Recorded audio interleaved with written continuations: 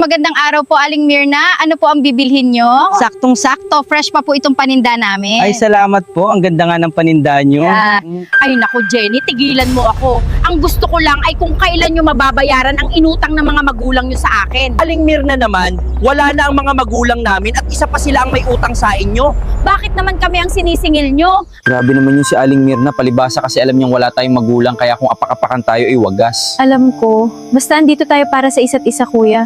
Kaya ipangako mo, Jenny, na magtatapos ka sa pag-aaral para darating ang araw na hindi na tayo mamaliitin ng mga tao. Pangako, kuya. Gagawin ko ang lahat para makapagtapos sa pag-aaral. Hello po, Aling Lourdes. Saan po kayo pupunta? Nako, Jenny, pasensya ka na pero kailangan ko nang singilin ng kuya mo sa utang niya sa akin. Ay, Aling Lourdes, pasensya na po kayo pero umalis po ang kuya ko eh. May pinuntahan po. Balik na lang po kayo sa susunod na araw.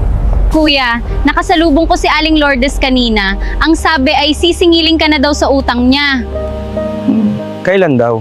Si Aling Lourdes talaga. Hindi pa naman due date ng utang ko sa kanya ngayon. Eh, ang hirap sa kanila. Wala na nga tayo. Ginigipit pa tayo.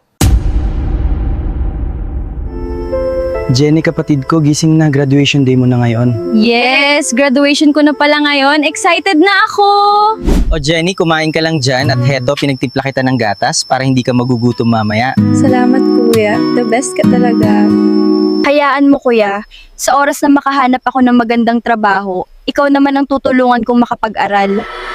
Yes, kuya! Graduate na ako! Proud na proud ako sa'yo, Jenny, kapatid ko, dahil natupad mo na ang pangarap mo na makapagtapos ng pag-aaral. Kung buhay pa sana si Mama at Papa, siguro ang saya nila sa araw na ito, kuya. Ay nako, bakit walang sumasagot? Siguro tinataguan na tayo ng magkapatid na yon. Oo nga eh, baka nagtago na sila. Mapag-graduate na ako, sana masaya kayo dahil natupad ko na ang pangarap niyo na makapagtapos ako sa pag-aaral. Siguro, Jenny, sobrang saya ni Mama at Papa sa langit dahil natupad mo na ang pangarap mo na makapagtapos sa pag-aaral. Wow, graduate ka na pala, Jenny. Akalain mo nga naman, unang dahil sa utang nakapagtapos ka. Hayaan nyo po Aling Kuring, sa susunod na linggo babayaran na namin kayo. Nakalain mo nga naman, kapatid ko, na makakapagpatayo tayo ng sarili nating bahay. Napakaswerte ko talaga sa kapatid ko nito. Ay naku kuya, deserve natin to. Lalo na ikaw ang nagsakripisyo na pag-aralin ako. Kaya kung hindi dahil sa'yo ay wala ako sa kalagayang ito. Kaya salamat kuya. O Aling Kuring, gaya nga ng sabi ko, heto ang pera. Sana hindi na kayo ulit na mangulit, ha?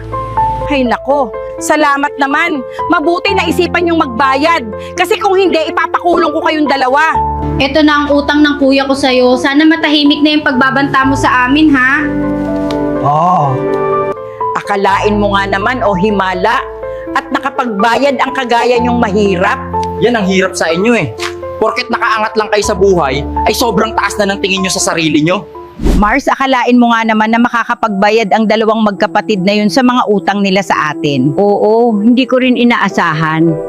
Akalain mo nga naman din na makakapagtapos sa pag-aaral si Jenny. Tignan mo nga naman ang swerte na sa buhay nila. Yes, Jenny, graduate na din ako. Congrats, kuya! Proud na proud ako sa'yo, kuya ko. Salamat sa'yo, kapatid ko. Dahil kung hindi sa'yo, ay hindi ako makakapagtapos ng pag-aaral.